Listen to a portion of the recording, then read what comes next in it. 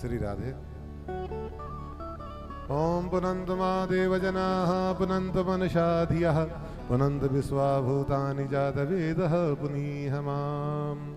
तुलसीं हेमरूपां च रत्नरूपां च मंजरीं भवमोक्षप्रदां तुभ्यं पूजयामि हरिप्रियां। वृन्दादेव्यै नमः। सुखरूप प्रबोधज्ञ सर्वशास्त्र विशारद एतत् कथा प्रकाशेन मदज्ञानं विनाशय। श्रीमद्भागवतं पुराणतिलकं यद् वैष्णवानां धनं यस्मिन् पारमहंसमेवममलं ज्ञानं परं गीयते। यत्र ज्ञानविरागभक्तिसहितं नैष्कर्म्यमाविष्कृतं तत्सृणमनप्रपठनविचारणपरो भक्त्या विमुच्ये नरः। ॐ व्यासाय विष्णुरूपाय व्यासरूपाय विष्णवे नमो वै ब्रह्मविदे वासिष्ठाय नमो नमः। चंद्रमा मनसो जातकक्षोः सूर्यो अजायत श्रोताद्वायुष प्राणश मुखादग्निरजायत।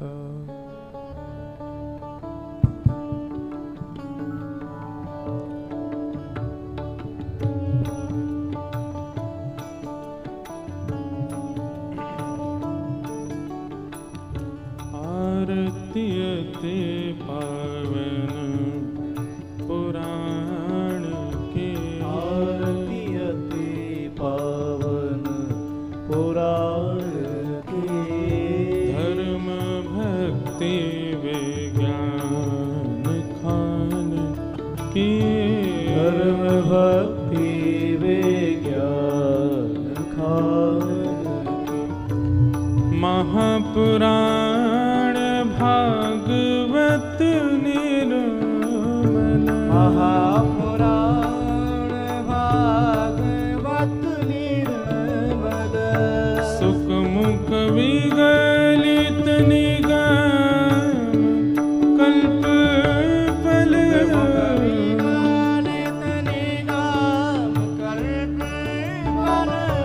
परमानंद सुधारस में कल लीला रते रस रस निधान के। आरतीयते पुराण के। परमहंस मुनि मन उल्लासिनी।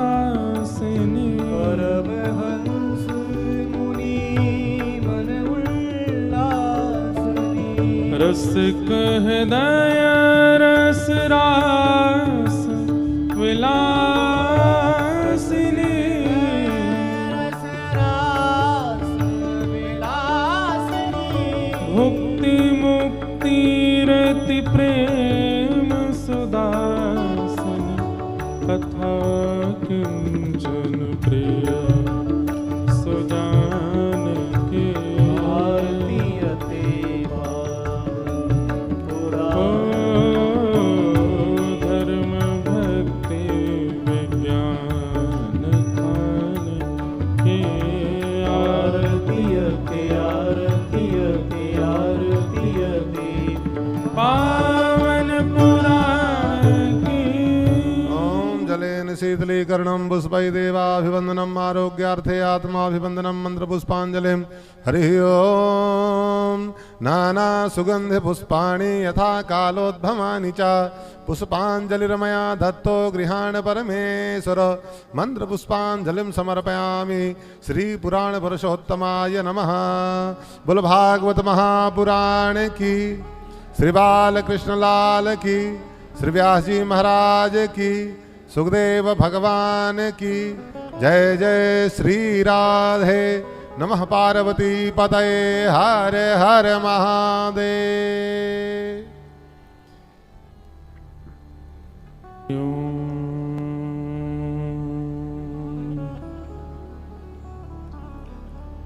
श्रीमते रामानुजाय नमः।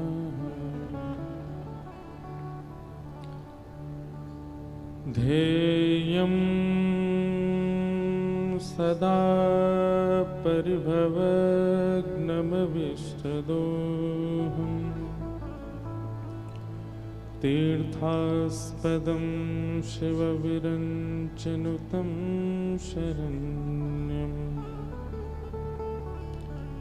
भृत्यार्थिहं प्रणतपालभवाब्धिपोतम् वन्दे महापुरुष ते चरणारविन्दम्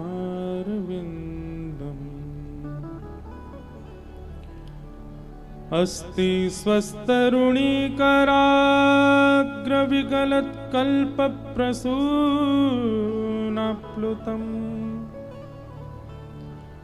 वस्तु प्रस्तुतवेणुनादलहरी निर्वाणनिर्व्याकुलम्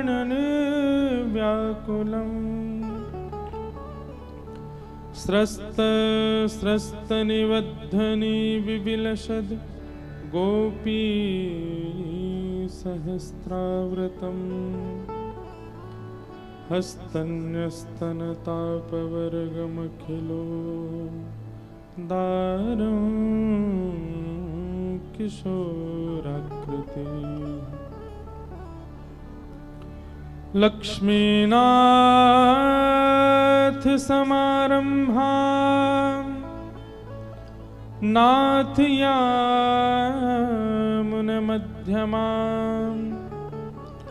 अस्मदाचार्यपर्यन्तां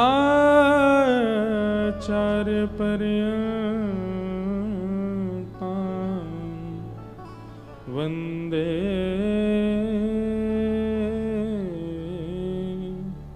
गुरुपरम्पराम्। जय जय श्री राधारमण, जय जय नवल किशोर, जय गोपी चित्तचोर प्रभु, जय जय माखन चोर।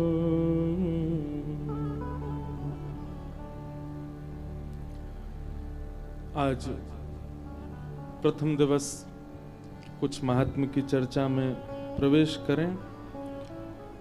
2 मिनट के लिए हरिनाम संकीर्तन गाएं और उसके बाद थोड़ी चर्चा करके फिर आज के सत्र को विराम देंगे।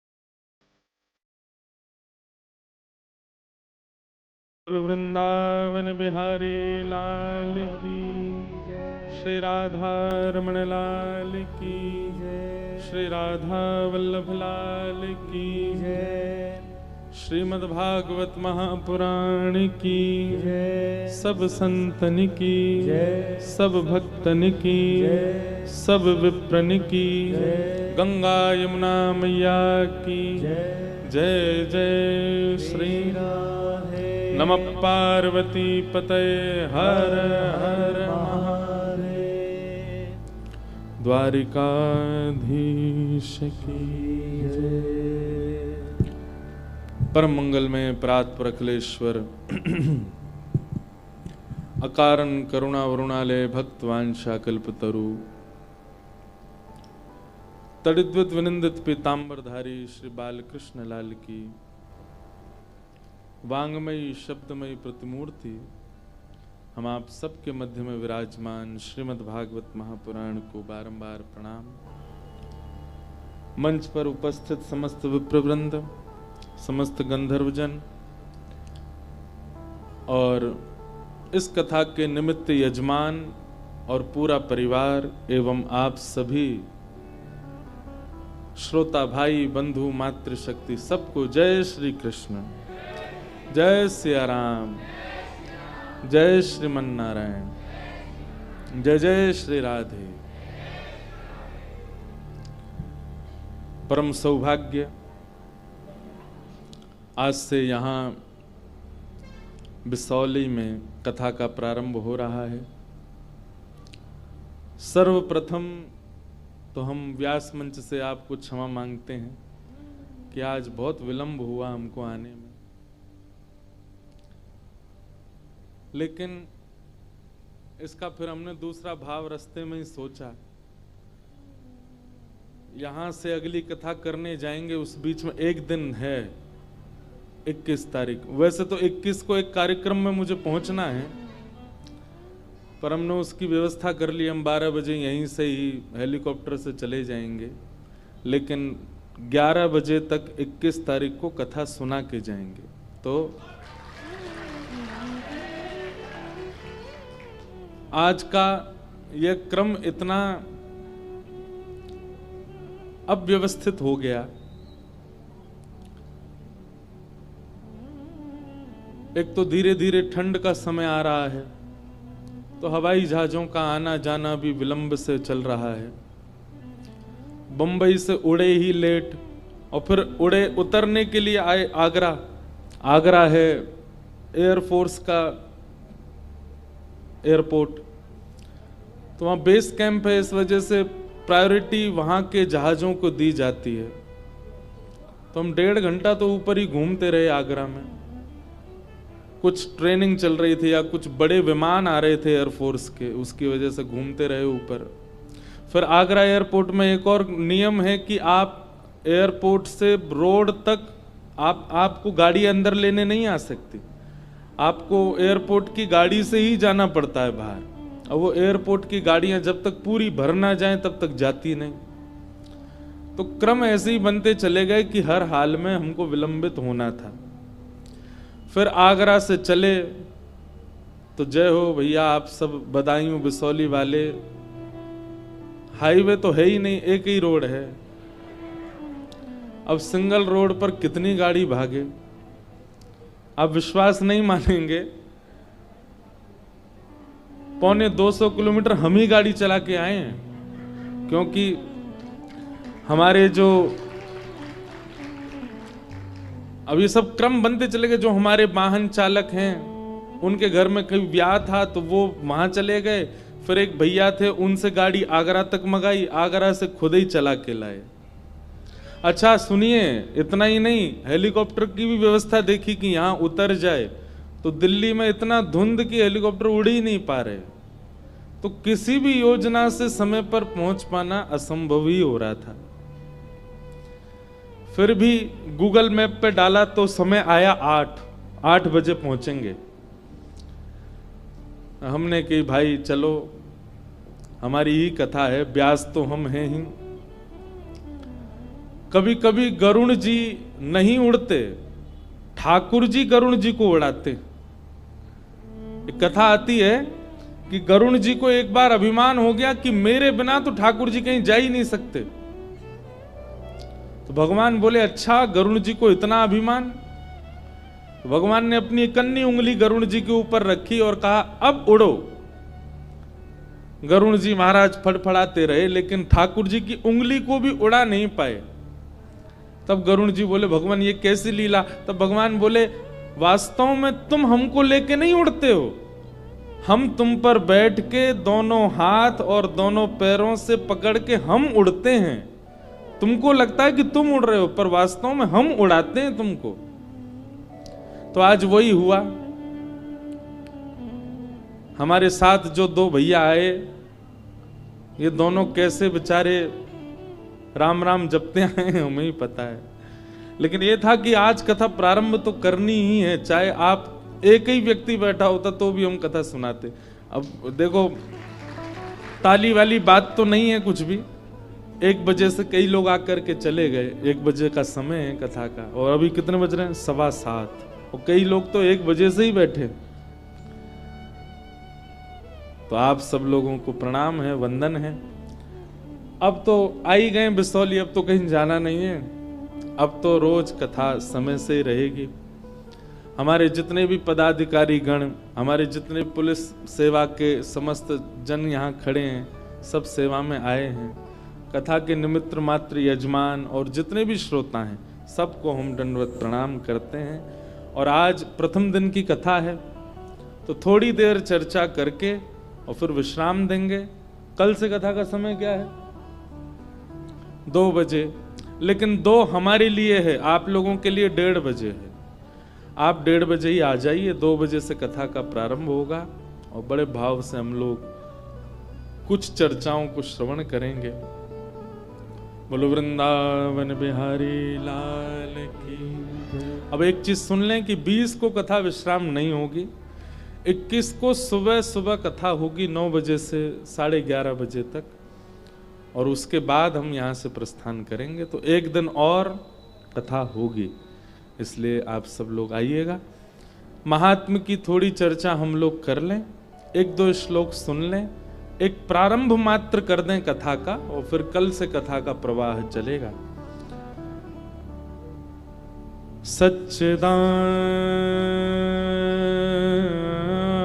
सच्चिदानंद रूपाय विश्वोत्पत्त्यादि हेतवे तापत्रय विनाशाय श्री कृष्णाय वयम् नमः। सच्चिदानंद रूपाय। भगवान के 3 रूप हैं, सत्य, चैतन्य और आनंद। सबसे पहली बात है कि श्री ठाकुर जी सत्य स्वरूप हैं। बहुत ध्यान से सुनिएगा आप, ठाकुर जी सत्य हैं। मैं एक बात कथा में कहा करता हूं कि यदि कोई व्यक्ति सुबह शाम पूजा नहीं करता, मंगलवार के व्रत नहीं करता, सोमवार के व्रत नहीं करता, लेकिन वह व्यक्ति सत्य जरूर बोलता है, तो वो व्यक्ति भी किसी जपी से, किसी तपस्वी से, किसी योगी से कम नहीं है। बहुत ध्यानपूर्वक सुनिएगा हमारी बात। हम लोग व्रत उन चीजों का करते हैं जिन चीजों के हम आदी होते हैं। जैसे कि अन्न के हम आदी हैं, अन्न के बिना हम रह नहीं सकते, इसलिए हम उसका व्रत करते हैं। महीना में 1 दिन, महीना में 2 दिन, हफ्ते में 1 दिन हम व्रत करते हैं। उस अन्न का त्याग करके हम ठाकुर जी को ये बताते हैं कि नाथ देखो, हमने ये त्याग किया, अब इसके बदले हम पर आप कृपा करो। पर अब जैसे जैसे समय आगे बढ़ता जा रहा है, हमारी जरूरतें कुछ और हो चुकी हैं। आज अन्न का व्रत करना कोई बड़ी बात नहीं है। हम कथा में कहा करते हैं, व्रत करना है तो मोबाइल का करके दिखाओ। अन्न का व्रत करना बहुत सरल हो चुका है, पर फोन का व्रत करना बहुत कठिन है। अगर आपसे कहा जाए कि भाई आने वाली अब सोमवार को आपको व्रत करना है, लेकिन महादेव को प्रसन्न करने के लिए अन्न नहीं छोड़ना, एक दिन फोन नहीं चलाना, वो आपके लिए ज्यादा कठिन हो जाएगा। अन्न को आप त्याग सकते हो। ये अन्न का व्रत तो उस समय प्रारंभ हुआ था जब हमारा सर्वस्व अन्न ही था, जब सब कुछ नहीं था, केवल अन्न से ही हमारा गुजर बसर होता था। इसलिए अपने व्रतों को परिवर्तित कीजिए। जरूरी नहीं है कि आप अन्न का ही व्रत करो। आप महादेव के पास जाकर के महादेव से प्रणाम करके कहो, हे महादेव, आने वाले इतने सोमवार तक, अब देखो श्रावण तो चला गया, पर अब आगामी अगले वर्ष का जो श्रावण आए, हमारे कहे से एक काम कीजिएगा, जितने सोमवार श्रावण में आते हैं सारे सोमवारों में अपनी बुरी आदतों का व्रत कीजिए। हर सोमवार को ये नियम ले लीजिए, सोमवार हम क्रोध ही नहीं करेंगे, हमारा व्रत रहता है भाई, क्रोध नहीं आएगा चाहे कोई कितना ही बुरा करे। आप विश्वास माने, अन्न के व्रत से ज्यादा प्रभावशाली व्रत आपका माना जाएगा। और एक बार को हो सकता है कि अन्न के व्रत से भगवत प्रसन्नता नहीं हो, लेकिन क्रोध का व्रत करोगे तो श्री महादेव निश्चित प्रसन्न होंगे। क्रोध का व्रत और लोभ का व्रत, काम का व्रत, ऐसे ही सत्य व्रत, मैं सत्य ही बोलूंगा चाहे कुछ हो जाए, यह भी एक व्रत है, यह भी एक अनुष्ठान है। और इस व्रत अनुष्ठान का फल अन्न के व्रत से कई गुना ज्यादा है। जो सत्य व्रत नहीं कर पाते, जो क्रोध व्रत नहीं कर पाते, जो कोई और नियम धारण व्रत के नहीं कर पाते, वो अन्न का व्रत करते हैं। हम अन्न के व्रत के हम खुद भी अन्न का व्रत करते हैं एकादशी को, हम कोई उसके विरोध ही नहीं है, लेकिन एक बात कह रहे हैं कि व्रत करना है तो उन चीजों का करो जिनसे आपका स्वभाव बिगड़ रहा है।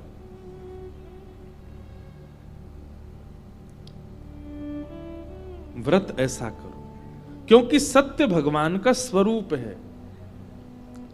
हफ्ते में एक दिन ऐसा रखिए कि चाहे जो हो जाए, इस दिन असत्य बोलना ही नहीं, मजाक में भी नहीं बोलना। तो आप कहीं ना कहीं हिमालय के तपस्वी के बराबर तप ही कर रहे हो, क्योंकि आप एक दिन पूरा सत्य बोल रहे हो। संसार में हर व्यक्ति झूठ बोलता है, हर दिन बोलता है।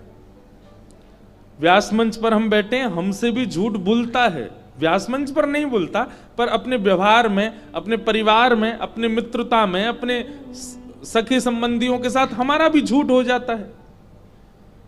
लेकिन कोई एक ऐसा दिन हो, और एक बात याद रखिएगा, आप जिस दिन को चुनेंगे कि उस दिन हमको सत्य ही बोलना है, ठाकुर जी भी परीक्षा उसी दिन करेंगे। ऐसी कोई नीति बनाएंगे कि आपको सत्य बोलना ही पड़ेगा। आप सत्य से बचोगे ही। लेकिन याद रहिएगा, अपने अपने व्रत के प्रति निष्ठावान हो जाइएगा, चाहे जो हो जाए आप सत्य ही बोलो। एक कथा सुनाए, नामदेव जी महाराज हुए महाराष्ट्र में। नामदेव जी का एकादशी निष्ठा थी, मैं कथा में सुनाता हूं। वो एकादशी के दिन अन्न नहीं खाते थे, और खाना भी नहीं चाहिए, शास्त्र मना करते हैं। एकादशी व्रत करते थे, और केवल करते ही नहीं थे, नामदेव जी के आगे जो आ जाता था वो सबसे एकादशी करवाते थे।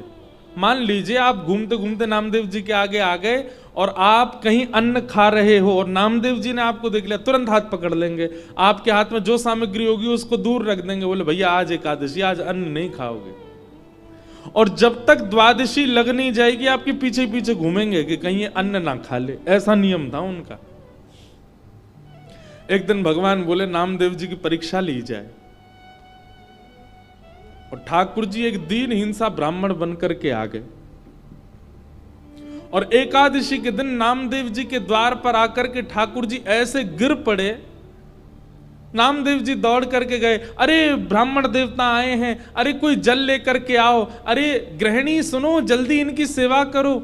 वो ब्राह्मण कहने लगा, अरे भैया नामदेव, मैं बहुत दिन से भूखा हूं, मुझे किसी ने कहा इस नगर में तुम ही वैष्णव हो, कृपा करके मुझे कुछ खिला दो ना, अन्न खिला दो, मुझे बहुत भूख लगी है। नामदेव जी बोले क्षमा करना भगवान, आज तो एकादशी है। अब वो ब्राह्मण कहने लगा, अरे तुमको एकादशी की पड़ी है? मैं पिछले कितने दिनों से अन्न नहीं पाया मैंने, मेरे प्राण निकलने वाले हैं, इस समय अन्न ही मेरे प्राण हैं, तुम यदि अन्न नहीं खिलाओगे तो मैं मर जाऊंगा। नामदेव जी महाराज बोले, भगवान केला खा लो, सेब खा लो, दूध पी लो, पर अन्न नहीं खिलाऊंगा, आज एकादशी है। और मेरे प्राण निकल गए तो? नामदेव जी बोले, तो फिर बहुत अच्छा है, एकादशी के दिन प्राण निकलेंगे तो वैकुंठ ही जाओगे, लेकिन अन्न नहीं खाने दूंगा, चाहे आप जो कहो। अब वो कोई ब्राह्मण कोई और थोड़ी, भगवान ही आए थे। अब तो ठाकुर जी जोर जोर से चिल्लाने लगे, अरे भैया मुझे कोई बचाओ, मुझे कोई अन्न खिलाओ, मुझे कोई रोटी चावल कुछ तो खिलाओ, मेरे प्राण निकल रही है, नामदेव मुझे कुछ नहीं खिला रहा है।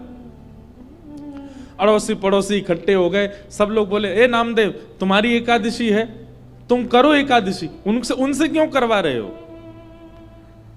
नामदेव जी बोले, मेरा नियम है, मेरी आंखों के आगे जो आ जाएगा सबसे करवाऊंगा मैं तो। अब पड़ोसी कहने लगे, ब्राह्मण देवता आप तो हमारे साथ चलो, हमारे यहां चलो, वहां पा लेना। नामदेव जी ने हाथ पकड़ लिया, बोले ले जाने भी नहीं दूंगा।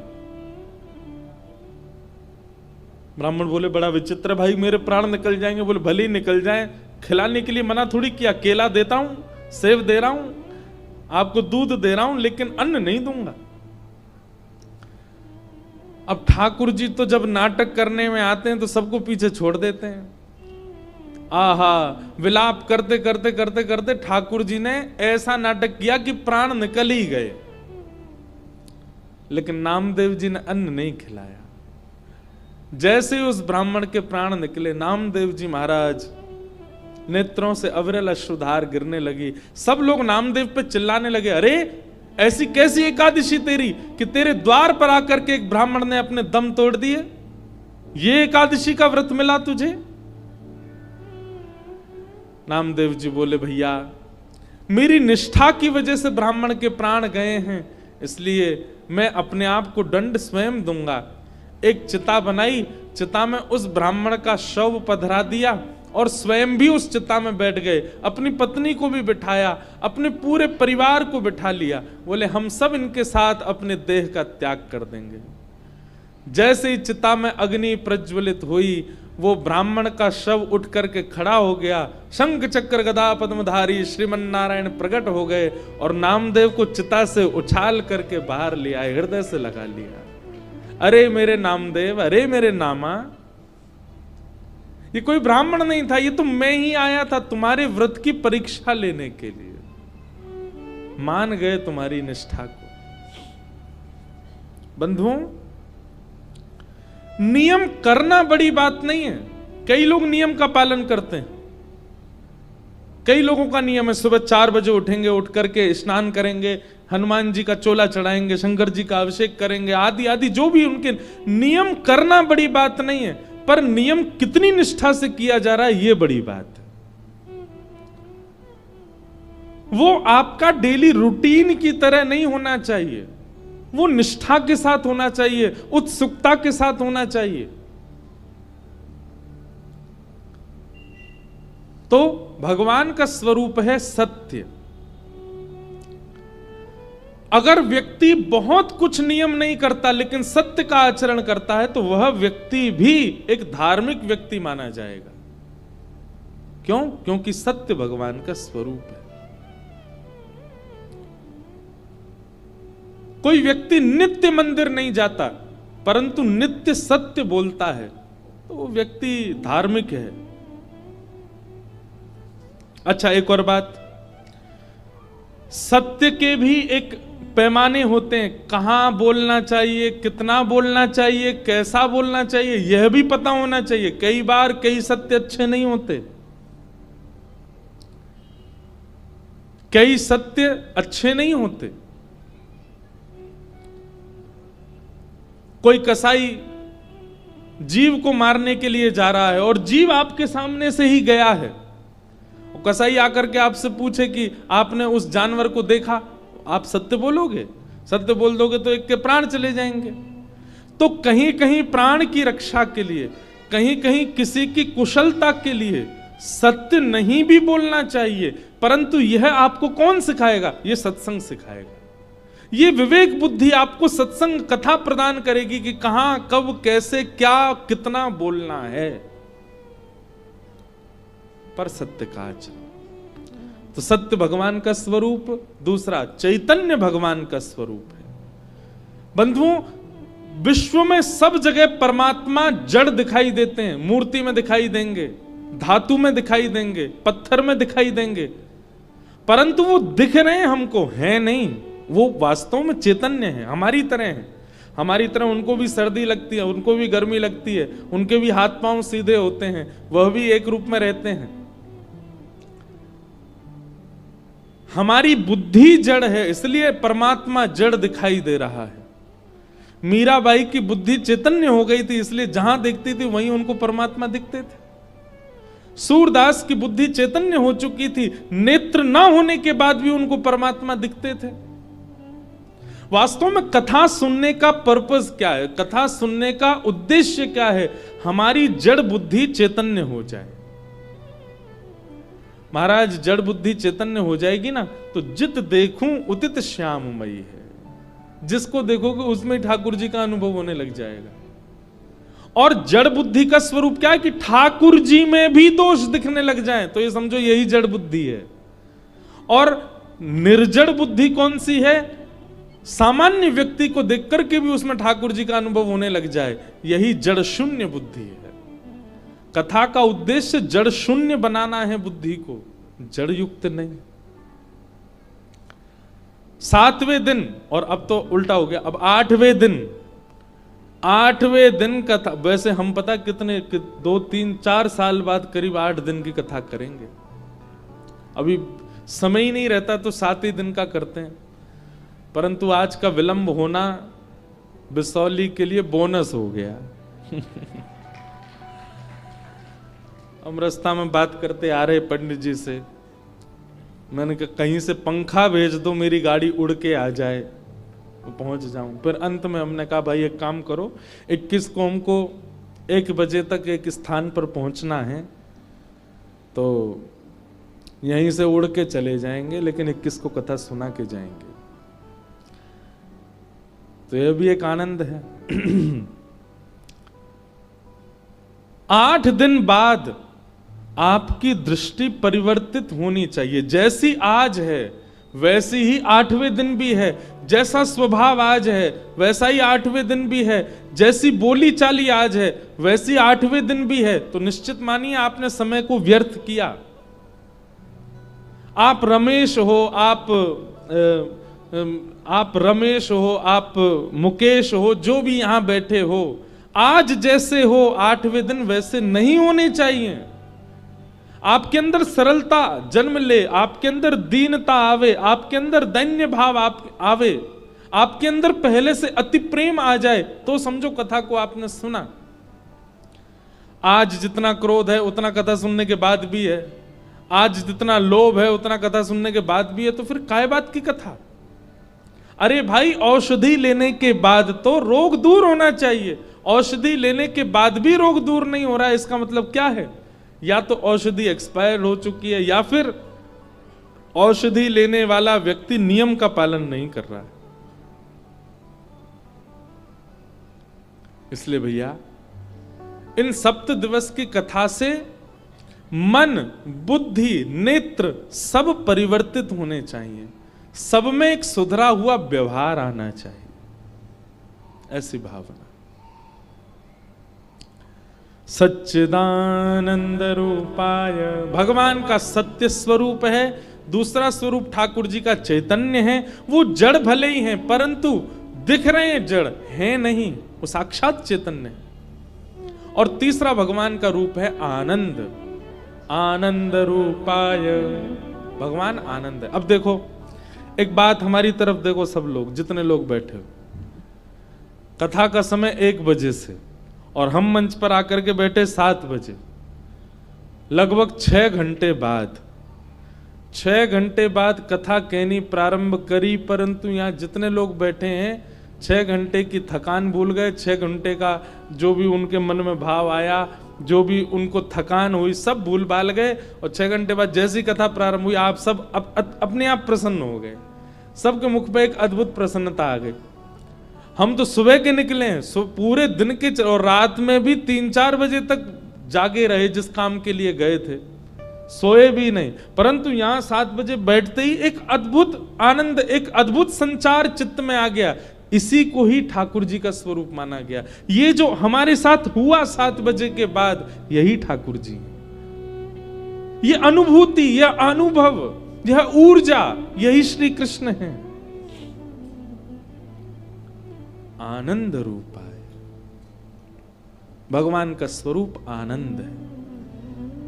इसीलिए चौथे दिन गाया जाता है, हाथी दीने घोड़ा दीने और दीन पालकी, बालकन को लाडू पेड़ा बूढ़िन को लाप से, नंद घरानंद भयो जय कन्हैया।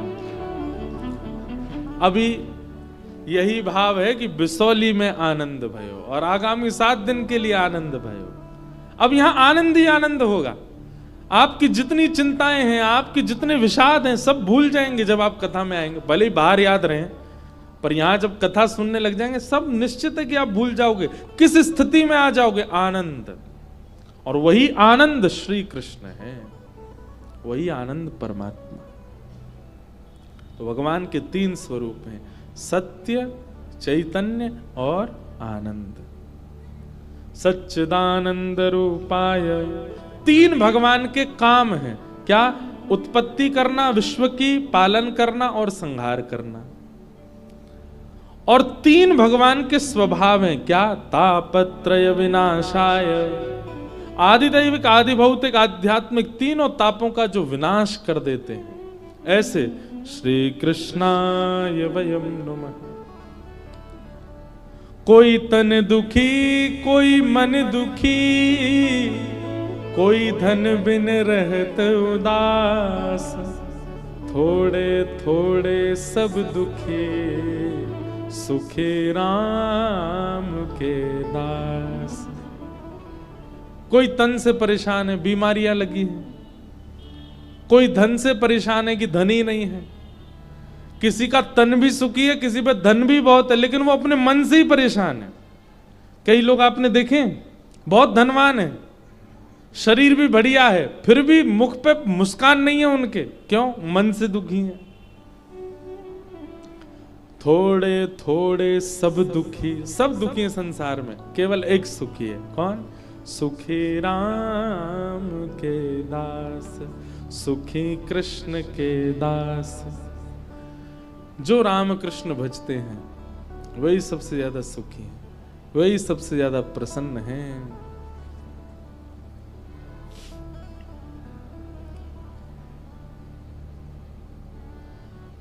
हरि का भजन करो, हरि है हमारा।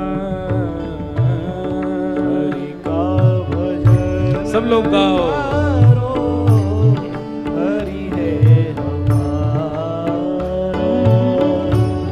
हरि का भजन करो, हरि है हमारा। हरि का भजन करो, हरि है हमारा। हे हरि नाम लेने वाला, हरि नाम लेने वाला, हरि नाम गाने वाला, हरि नाम लेने वाला। हरि का है प्यारा। हरि का भजन करो, हरि है हमारा। हरि का भजन करो, हरि है करताल बजा के गाओ। श्री राधा रमण लाल की।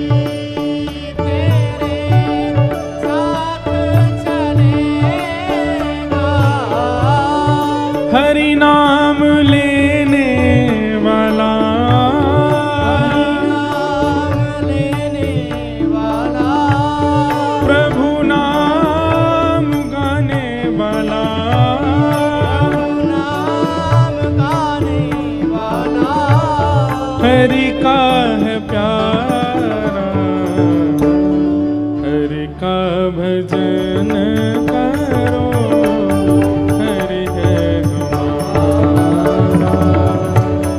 हरि का भजन करो, हरि है हमारा। हरि का भजन करो, हरि है हमारा। हरि का भजन करो, हरि है हमारा। हे हरि नाम लेने वाला, नाम लेने वाला, हरि नाम गाने वाला, हरि नाम गाने वाला। ओ हरि का है प्यारा, हरि का भजन करो, हरि है हमारा। हरि का भजन करो, हरि है हमारा। हरि का भजन करो, हरि है हमारा। हरि का भजन करो, हरि है हमारा। गोविंद बोलो, हरि गोपाल बोलो, करताल बजा के गाओ। गोविंद बोलो, हरि गोपाल बोलो, गोविंद बोलो, हरि गोपाल बोलो। श्री राधा रमण हरि गोविंद बोलो, रमण हरि गोविंद बोलो। श्री राधा रमण हरि गोविंद बोलो। राधा रमण हरि गोविंद बोलो। जय गोविंद बोलो, हरि गोपाल बोलो, गोविंद बोलो, हरि गोपाल बोलो। हरि गोविंद बोलो, हरि गोपाल बोलो। गोविंद बोलो, हरि गोपाल बोलो। जय जय गोविंद बोलो, हरि गोपाल बोलो। हरि गोविंद बोलो, हरि गोपाल बोलो। हरि गोविंद बोलो, हरि गोपाल हरि बोलो। गोविंद बोलो, हरि गोपाल बोलो। हरि गोविंद बोलो, हरि गोपाल बोलो। गोविंद बोलो, जय जय हरि राम। हरि नाम गाने वाला, हरि नाम गाने वाला, हरि का है प्यारा, हरि का भजन करो, हरि है हमारा। हरि का भजन करो, हरि है हमारा। हरि स्मृति सर्व विपद विमोक्षणम। ऐसे हरि जो त्रिकालाबाधिक हैं, सत्य, चैतन्य और आनंद, जिनके कर्म उत्पत्ति, पालन और प्रलय, जिनका स्वभाव आदिदैविक, आदि भौतिक, आध्यात्मिक तापों से ग्रसित को प्रसन्न करना, ऐसे श्री कृष्ण को हम बारंबार प्रणाम करते हैं। आज भागवत जी का महात्म्य है। महात्म्य का मतलब क्या होता है? महत्व। तो जो 8 दिन की कथा होती है उसमें विशेष रूप से कथा तो दूसरे दिन से ही शुरू होती है, पहले दिन महात्म्य होता है। मतलब हमारे सप्ताह जो काउंट होंगे वो कल से होंगे। आज प्रथम दिन केवल महात्म्य है। अगर 7 दिन की कथा होती है तो महात्म्य और प्रथम दिन दोनों पहले दिन ही करने होते हैं, तो फिर 7 दिन में कथा होती। महात्म्य की थोड़ी चर्चा बस प्रारंभ मात्र करके फिर कथा को विराम देते हैं। भक्ति महारानी के 2 पुत्र हैं, ज्ञान और वैराग्य।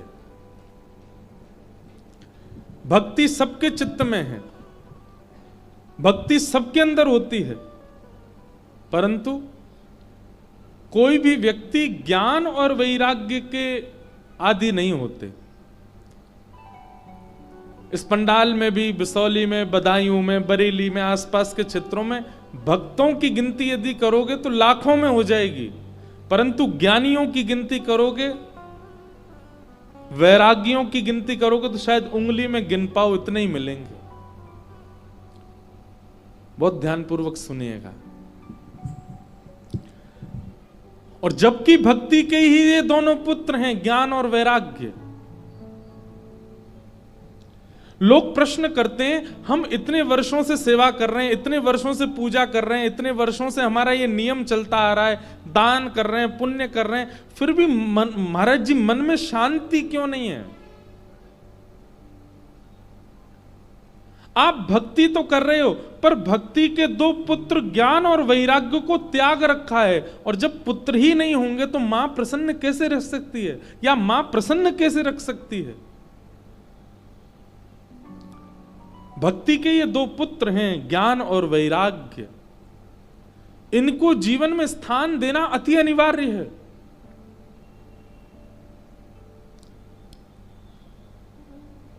अब रही बात ज्ञान और वैराग्य, मैं कथा में कहा करता हूं, ज्ञान का मतलब बहुत ज्यादा पता होना नहीं होता।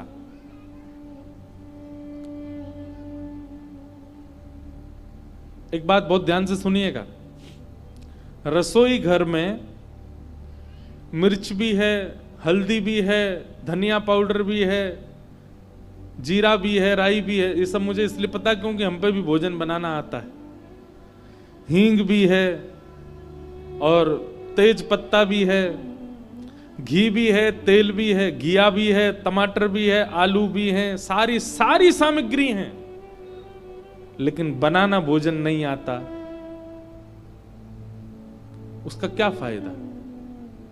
रसोई है, सामग्रियां सादी हैं, लेकिन सामग्रियां सारी हैं, लेकिन पकाना नहीं आता, उसका निर्माण करना नहीं आता, तो इन सब व्यवस्थाओं का क्या फायदा? ठीक वैसे ही भक्ति तो है, पर उसके पुत्र ज्ञान और वैराग्य यदि नहीं है तो भक्ति कहीं ना कहीं अधूरी रहेगी। और ज्ञान का मतलब बहुत पता होना, बहुत नॉलेज होना नहीं होता। ज्ञान का मतलब होता है जितना पता है उसका सदुपयोग करना, उसको व्यवस्थित करना, इसको ज्ञान कहते हैं। क्या रावण नहीं जानता था कि अबला स्त्री को हरण करना ये शास्त्र विरुद्ध बात है? इतना बड़ा ज्ञानी, इतना बड़ा पंडित, उसको नहीं पता था कि एक महिला का हरण नहीं करना चाहिए? पता था, वो जानता था, वो ज्ञानी था। उसके पास में ज्ञान तो है, पर उस ज्ञान का विवेक नहीं है। उसका सदुपयोग कैसे करना चाहिए ये उसको नहीं आता। ये सत्संग सिखाता है। आपको नॉलेज तो बहुत हो जाएगी, आपको पता तो बहुत चल जाएगा, आप अपने पास अर्जित तो बहुत कर लोगे, लेकिन उसको व्यवस्थित कैसे करना चाहिए ये आपको सत्संग सिखाएगा। इसलिए सत्संग से मिला जो ज्ञान होता है ना, उसी ज्ञान को विवेक कहते हैं। और विवेक जो होता है वो सदैव सद्मार्ग की ओर ही ले जाता है।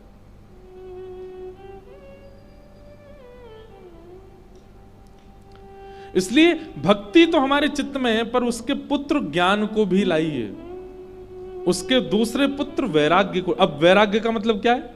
वैराग्य का मतलब बिसौली छोड़ दो, बदायूं छोड़ दो, यहां से छोड़ छाड़ के अपने बोरिया बिस्तर सब बांध करके पत्नी बच्चे परिवार सब छोड़ दो, हरिद्वार चले जाओ, हिमालय पे चले जाओ, वृंदावन चले जाओ, ये वैराग्य है?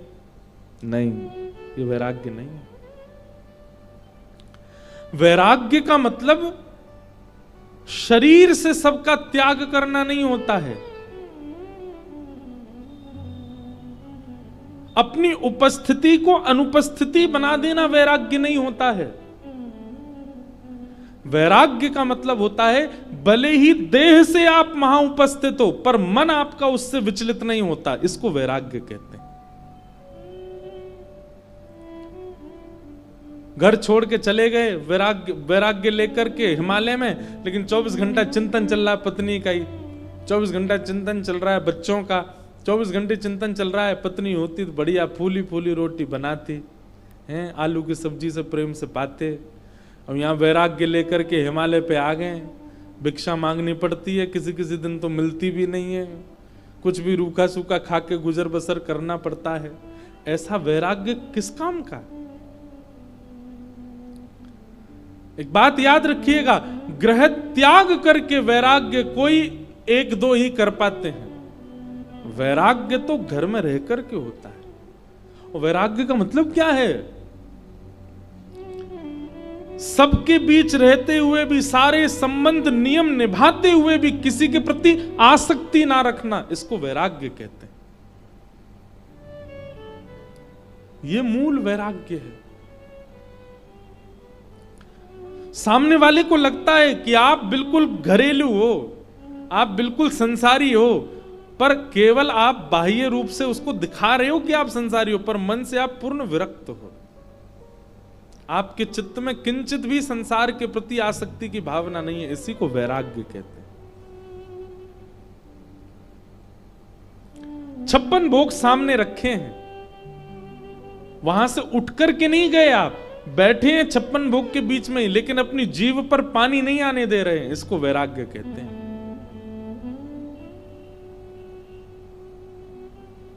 वैराग्य का मतलब वस्तु का त्याग नहीं, वैराग्य का मतलब वस्तु के प्रति इच्छा का त्याग, उसको वैराग्य कहते हैं।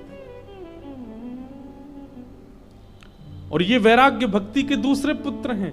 तो ज्ञान और वैराग्य के बिना भक्ति के मार्ग पर यदि आप हैं, भक्ति प्रधान है, भक्ति सर्वस्व है, पर कहीं ना कहीं ज्ञान और वैराग्य भी साथ होंगे तो भक्ति पुष्ट होगी, भक्ति आपको प्रसन्न करेगी, भक्ति आपको सम बना देगी। नहीं तो आप विचलित ही रहोगे, कितने भी नियम कर लो, कितनी भी कथाएं सुन लो, कितनी भी भक्ति कर लो।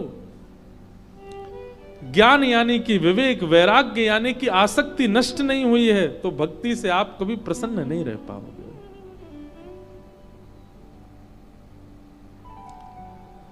तो भक्ति के दो पुत्र हैं, ज्ञान और वैराग्य।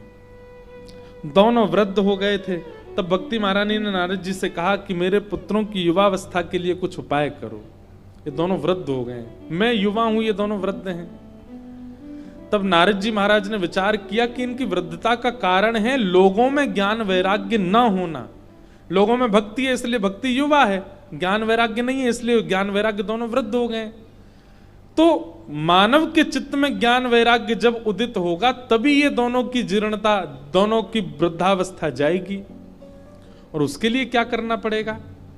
तब भ्रमण करते हुए नारद जी महाराज बद्रीनाथ गए, और तब वहां सनक सनंदन सनातन सनत कुमारों ने उनको एक अद्भुत यज्ञ के विषय में बताया, जो कि आज से बिसौली में प्रारंभ हुआ है, जिसका नाम है श्रीमद् भागवत सप्ताह कथा ज्ञान यज्ञ, ज्ञान महायज्ञ।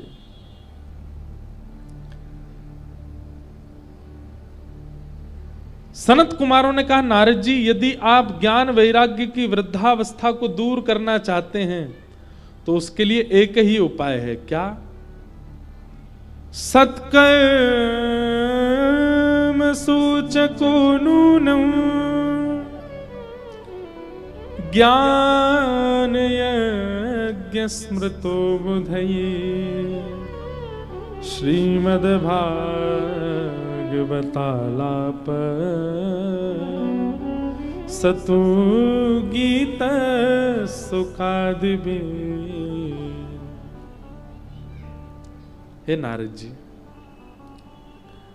श्रीमद् भागवत की कथा कराओ, जो कि सुखदेव जी ने परीक्षित को सुनाई थी। वही सुख और परीक्षित संवाद का एक अनुष्ठान करो, उसी से ज्ञान वैराग्य दोनों युवान होंगे। और सनत कुमारों की बात मान करके नारद जी आए और ऋषिकेश के सुंदर गंगा जी के घाट पर आनंद वन में श्रीमद् भागवत की कथा हुई। और वहीं आकर के भक्ति के दोनों पुत्र ज्ञान और वैराग्य युवा हो गए, जिससे यह बात स्थापित हो गई कि भक्ति से मिलने वाली प्रसन्नता यदि चाहते हैं तो ज्ञान वैराग्य को युवा करना पड़ेगा, और ज्ञान वैराग्य की युवावस्था यदि चाहते हैं तो उसके लिए भागवत सुननी पड़ेगी। श्रीमद् भागवत ही एकमात्र ऐसा शास्त्र है जो आपके चित्त में ज्ञान और वैराग्य को युवा बना सकता है, ज्ञान और वैराग्य को पुष्ट कर सकता है। भक्ति सुतौ तौ तरणौ गृहीत्वा प्रेमैक रूपा सहसा विरासित, श्री कृष्ण गोविंद हरे मुरारे नाथेति नामानि मुहुर्वदन्ते। श्री कृष्ण गोविंद हरे मुरारे, हे नाथ नारायण वासुदेव। इसी कीर्तन को करते करते ज्ञान और वैराग्य दोनों युवा हो गए और भक्ति महारानी अत्यंत प्रसन्न हो गई। बोलो श्रीमद् भागवत महापुराण की। इस प्रकार भागवत जी के महात्म्य में ज्ञान और वैराग्य की युवावस्था का कारण बताया। फिर दूसरी कथा आती है धुंधुकारी की। आत्मदेव नाम के ब्राह्मण थे, उनके कोई संतान नहीं थी। तब एक संत ने उनको एक फल दिया और कहा अपनी पत्नी को खिलाना, इससे तुम्हारे घर एक संतान होगी। परंतु उनकी पत्नी ने स्वयं फल नहीं खाया, बांझ गैया को खिला दिया और स्वयं चली गई मायके, ऐसा बहाना बना कि मैं तो अब गर्भवती हूं, माँ के यहाँ रहूंगी, वहीं सेवा कराऊंगी और वहां जब बालक जन्म लेगा तब आऊंगी। और अपनी सहेली के बालक को, जिसने 9 महीने बाद जन्म लिया, उसको अपना पुत्र बना करके घर ले आई। सहेली को बहुत पैसा दे दिया। आत्मदेव जी बड़े प्रसन्न हो गए कि मेरे घर पुत्र हुआ। तभी समाचार मिला कि गौशाला में भी गैया ने भी एक मानवों जैसे बालक को जन्म दिया। आत्मदेव जी ने उसका नाम गोकर्ण रखा और अपने पुत्र का नाम पत्नी के कहने पर धुंधुकारी रखा। बंधुओं देखो, एक बात सुनेंगे, नाम का भी बहुत प्रभाव होता है जीवन पर। प्राचीन काल में हम लोग ब्राह्मण देवताओं से नाम पूछते थे, संतों से, गुरुजनों से बालकों के नाम पूछते थे, या बड़े बुजुर्गों से नाम पूछते थे। आजकल गूगल गुरुजी बताते हैं नाम। बच्चों के नामकरण कौन कर रहे हैं? गूगल जी करते हैं। अब बिसौली का तो नहीं पता, बड़े शहरों में आप चले जाओ, बालक का जन्म होते ही जैसे जो अक्षर आएगा, ए अक्षर आया तो गूगल पे डाल देते हैं boys name from letter A, फिर वो नाम बताते हैं बहुत सारे। अब जो जनरेशन आ रही है ना, उनका, हम लोगों के, हमसे बड़े लोग जो यहाँ बैठे हैं, हम लोगों का नामकरण तो आचार्यों ने, ब्राह्मणों ने, संतों ने किया, या हमारे बड़े बुजुर्गों ने किया। पर अब जो जनरेशन आ रही है उनका नामकरण गूगल गुरुजी करते हैं। इसीलिए वो 3 साल के होते ही उनको वही चाहिए, इंटरनेट ही चाहिए, वो अपने गुरुजी के पास ही भागते हैं, फोन ही चाहिए उनको। माँ कितना भी बिठाए, पिताजी कितना भी घुमाए, उससे उस बालक को चैन ही नहीं है। लेकिन फोन खोल के धर दो सामने, खुश हो जाता है, उसको लगता ओहो यही तो मेरे गुरुजी हैं, इन्होंने तो मेरा नामकरण किया था। अब भी बदलाव हो सकता है, चाहे 1 वर्ष प्रतीक्षा करनी पड़े, पर नामकरण अपने बालकों का किसी आचार्य से, गुरु से या ब्राह्मण से ही करवाओ, और नहीं मिले तो फिर अपने घर के बड़े बुजुर्गों से कोई नाम पूछ के रखो। नाम से आप देख रहे हैं पूरा जीवन परिवर्तित होता है। नाम से, नाम पर ही पूरा जीवन चलता है। और केवल जीवन नहीं चलता, आपके जाने के बाद भी नाम ही रह जाएगा संसार में। आपकी 3 पीढ़ियां तक जब हम पितृ बन जाएंगे, हम लोग भी जब चले जाएंगे, तो पिंडदान आदि भी हमारे नाम से ही किया जाएगा। नाम कब तक चलता है?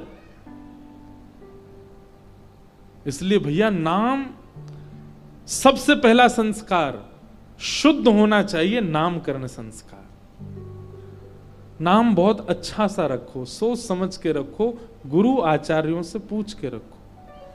हमको लोग मिलने आते हैं, बच्चों को लेके आते हैं, हम पूछते नाम क्या, ऐसा नाम बताते तो हमें भी, ये कहां से रखा, गूगल पे मिला था।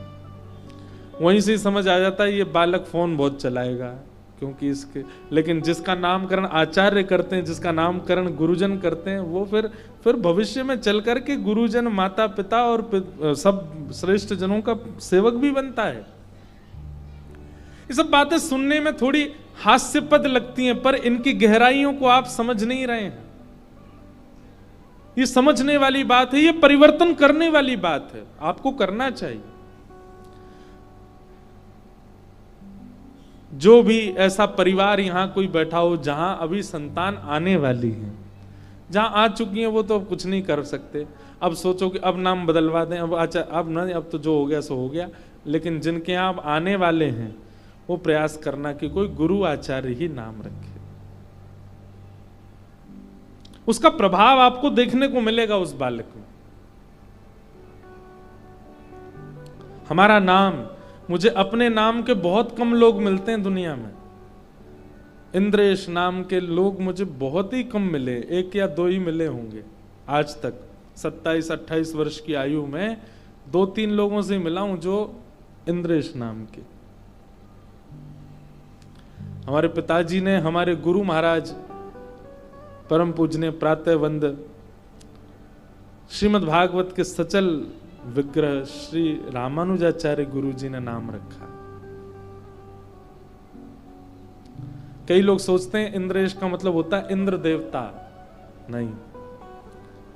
ये एश जिनके भी नामों में आता है, जैसे गोपेश, रमेश, महेश, तो एश का मतलब सीधा लगा लीजिए, इसका संधि विच्छेद करके आगे वाले अर्थ के जो ईश हैं वो है नाम। तो इंद्र के जो ईश यानी कि श्री कृष्ण, जब उन्होंने गिरिराज जी उठाए तो इंद्र का मान मर्दन किया, इसलिए नाम पड़ा इंद्रेश। अब देखो कितना अच्छा अर्थ है। ऐसे ही बच्चों का नाम अर्थ से, और उनको बच्चों को बताओ, आचार्य से ही बुलवाओ, इनके नाम का अर्थ इनको पता हो। फिर देखिएगा जैसा उसका नाम है ना वो वैसा ही बनता चला जाएगा। अब नाम ही रखा बालक का मोंटी, तो मोंटी ही बनेगा वो वैसा ही बनेगा। नामकरण का प्रभाव होता है। ये कथा हम धुंधुकारी के प्रसंग में कह रहे हैं। उसका नाम धुंधुकारी,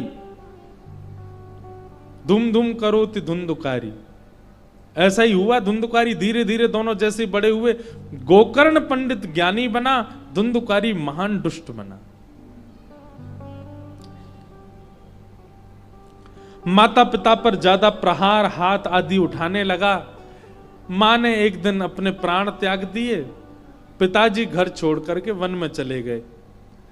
ऐसा पुत्र जिसके घर में आने से घर ही नरक बन गया। बंधु एक बात ध्यान से सुनिएगा हमारी, पुत्र घर में जन्म ले इस बात की होड़ मत कीजिए, पात्र जन्म ले। और देखो, जन्म चाहे पुत्र ले चाहे पुत्री ले, पात्र बनाना माता पिता के हाथ में। विवाह करना और उसके बाद गृहस्थी आगे बढ़ाना, यह बहुत बड़ा दायित्व होता है। आजकल लोग इसको मजाक में ले जाते हैं। हमारी प्रार्थना, पुत्र पढ़ा लिखा बने, पुत्र भविष्य में चल करके लाखों करोड़ों रुपया कमावे, ये सब माता पिताओं की इच्छा होती है। पर अब परिवर्तन कीजिए। रुपए कमाना कोई बहुत बड़ी बात नहीं हो गई है। अब संसार में कोई भी कमा लेता है। हम बहुत बड़ी बात नहीं कह रहे हैं, पर बहुत मेहनत करके पढ़ लिख करके एक डिग्री प्राप्त करने वाला व्यक्ति जितने रुपए कमाता है, उससे कई गुना ज्यादा बिना पढ़े लिखे भी कमा रहे हैं आजकल। इसका मतलब हम बढ़ावा नहीं दे रहे हैं उस चीज को, पर हम एक बात कह रहे हैं कि धन कमाना बहुत सरल हो गया है। अब माता पिता के चित्त में यह इच्छा नहीं होनी चाहिए कि हमारा बालक धन कमाने वाला बने। माता पिता के चित्त में यह इच्छा होनी चाहिए, चाहे जैसा भी हो, अच्छा इंसान बने। इसका स्वभाव, इसका व्यवहार, इसकी बुद्धि, इसका चिंतन वो समाज को कुछ दे। भले ही बहुत ज्यादा ना कमा पाए, वो जरूरत नहीं हमको। बहुत ज्यादा कमाने वाला पुत्र पता है पुलस्त ऋषि के खानदान में हुआ था, कौन? रावण। उसने तो इतना कमाया कि पूरी नगरी सोने की बना दी, और इतना ऐश्वर्य कमाया कि कुबेर भी उसके यहां पर झाड़ू पोंछा करने आ जाते हैं। देवता भी थर थर कांपते थे रावण के मारे। क्या ऐश्वर्य की कमी, क्या नाम की कमी, क्या यश की कमी, क्या धन की कमी थी रावण के पास। वो सब कुछ था रावण के पास जो आज का व्यक्ति चाहता है कि जीवन में मुझे मिले, पर चरित्र अच्छा नहीं था। और चरित्र अच्छा ना होने की वजह से लाखों वर्षों से हर दशहरा पर रावण जलाया जाता है।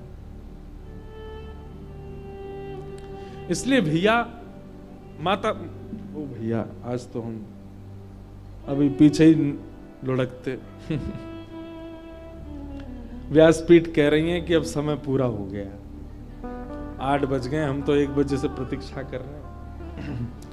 तो हम एक बात कह के अपनी बात पूरी करें कि माता पिता ये संकल्प लीजिए कि हमारी पुत्री या पुत्र एजुकेशन में आगे जाए, खूब बढ़िया स्कूल कॉलेज यूनिवर्सिटी में पढ़े, अच्छी बात, लेकिन नहीं बन पाए एजुकेशन में आगे, नहीं पढ़ पाए अच्छी यूनिवर्सिटी कॉलेज में, तो कम से कम अच्छा इंसान बने, व्यक्तित्व अच्छा हो उसका। अरे बड़े बड़े शहरों में तो एक गलत चीज सिखाई जा रही है, पता है क्या? बच्चों को बोलते हैं चतुर नहीं बनोगे तो संसार तुम्हारा फायदा उठा लेगी, तुम चंट चालाक नहीं होगे। अरे कितने विवाह टूट रहे हैं, किस लिए? क्यों विवाह नहीं करना उससे? वो लड़की बहुत सीधी है, इतनी सीधी लड़की नहीं चाहिए हमको, उस लड़के से विवाह क्यों नहीं? अरे नहीं, बहुत ज्यादा ही सरल है। ये कलयुग का प्रभाव है कि आपको सीधे लोग, सच्चे लोग, सरल लोग, सहज लोग अच्छे नहीं लग रहे हैं। अब ये लगता है कि संसार में रहने के लिए चतुर होना बहुत जरूरी है, स्मार्ट होना बहुत जरूरी है। एक बात हमारी बहुत ध्यान से सुनिएगा, और इसी बात के साथ आज की कथा को विराम देंगे। जितने चतुर बनोगे, जितने स्मार्ट बनोगे, जितने ज्यादा बुद्धिमान और जितने ज्यादा संसार की हर चीज को जानने वाले बन जाओगे, आप संसार के प्रिय बन जाओगे। लेकिन आप जितने सरल, जितने सहज, जितने प्रिय, जितने डाउन टू अर्थ, जितने दीन बनोगे, उतने ज्यादा ठाकुर जी के प्रिय रहोगे। आपके हाथ में संसार का प्रिय बनना है कि ठाकुर जी का।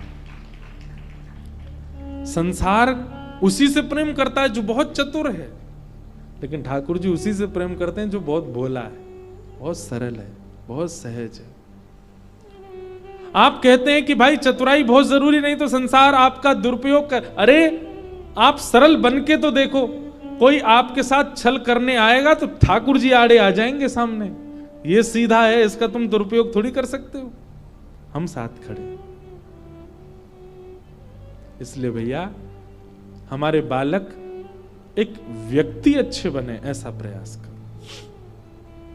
धुंधुकारी की वजह से गोकर्ण जी आत्मदेव जी वन में चले गए, गोकर्ण जी ने ज्ञान उपदेश किया, धुंधुकारी मर करके प्रेत बना। माता पिता से बैर करने वाला बालक निश्चित है कि वो प्रेत बनेगा। भूत बनने के भी कुछ लक्षण हैं, कल की कथा में बताएंगे हम। ऐसे कौन कौन से कर्म हैं जिनको करने से व्यक्ति मरने के बाद चाहे लाख कोशिश कर ली हो लेकिन वो भूत ही बनेगा। उनमें से एक लक्षण आज ही सुन लो, जो माता पिता पर कभी दुर्वचन बोल चुका है, जो माता पिता को कभी अपना अनहित चाहने वाले समझ करके उनके प्रति दुर्भाव रख चुका है। एक बात कहें, इस कलिकाल में कई जगह ऐसा भी देखने को मिला है कि माता पिता ने कुछ किया ऐसा जिसकी वजह से बालक के साथ अनित हुआ, परंतु फिर भी माता पिता ने ही कृपा करके आपको इस संसार में भेजा है। इसलिए कहीं ना कहीं आप उनके ऋणी हो, चाहे वो आपको उतनी प्रायोरिटी ना दें, फिर भी उनके प्रति कभी दुर्भाव आपके चित्त में नहीं आना चाहिए, नहीं तो मृत्यु के पश्चात थोड़ी देर के लिए सही प्रेत बनना पड़ेगा। और धुंधुकारी के साथ वही हो, धुंधुकारी ने तो बहुत कुछ किया था जिसकी वजह से वो प्रेत बने। गोकर्ण जी महाराज ने अनेक प्रयास किए लेकिन धुंधुकारी प्रेत योनि से मुक्त नहीं हुए। तब सूर्य भगवान ने गोकर्ण जी महाराज को कहा इतना भयानक प्रेत योनि में पड़ा हुआ व्यक्ति भी मुक्त हो सकता है केवल एक उपाय से। किससे? भागवत की कथा से। श्रीमद् भागवत की कथा। आपको लग रहा है कि यहां कल से इतने लोग कथा बिसौली के सुनेंगे, बदायूं के सुनेंगे, बरेली के आके सुनेंगे, पर नहीं। ये जितना रिक्त स्थान है, जितनी भी खाली वायु स्थान, यहां कितनी प्रेतात्माएं, कितने कितने छोटे छोटे जीव हमारे व्यास मंच पे बैठते ही यहां विराजमान हो गए होंगे, जो ना जाने कब से प्रतीक्षा कर रहे थे कि कब यहां कथा हो और कब हम उस कथा को सुनकर के मुक्त हो जाएं।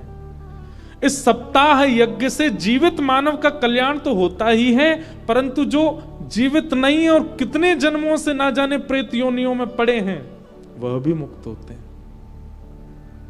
हमने तो कितनी बार कथाओं में अनुभव किया है, प्रेत योनि से मुक्त होते हुए अनुभव किया है।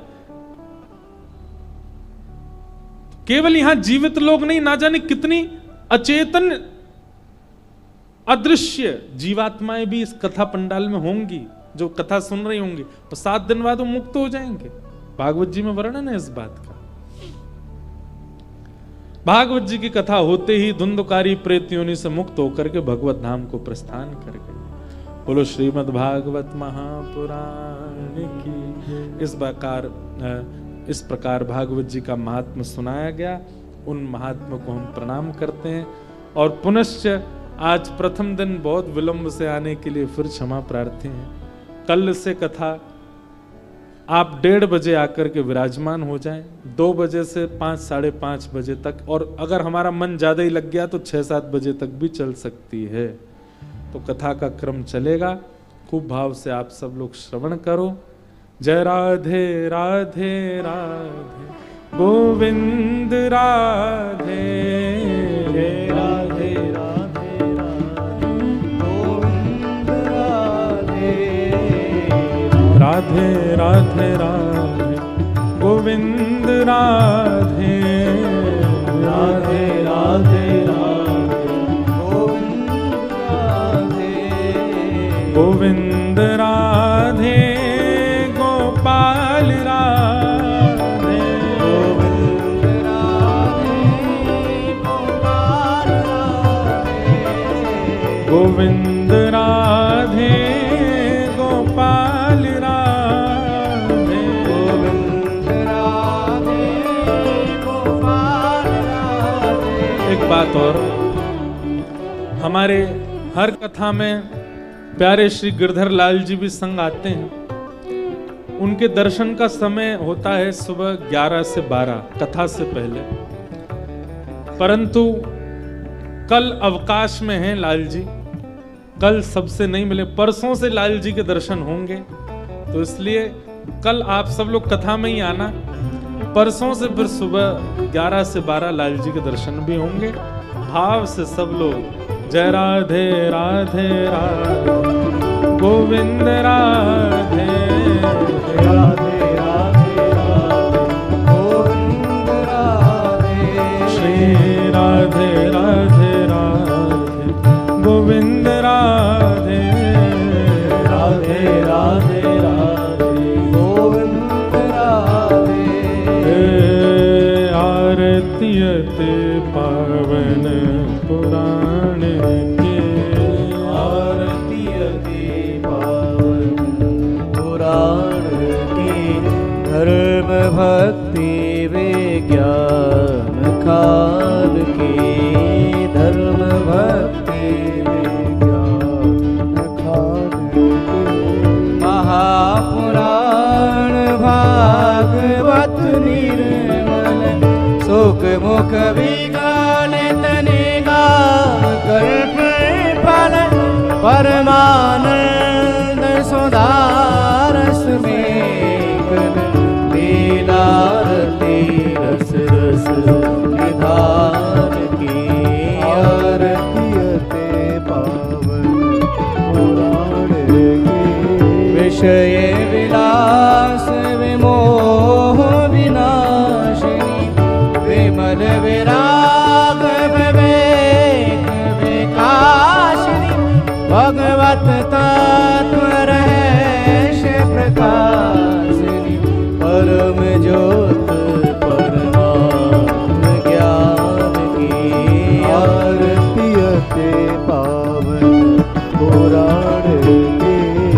परमहंस मुनि मन उल्लास रस हृदय रस रास विलास मुक्ति मुक्ति रति प्रेम सुदास कथा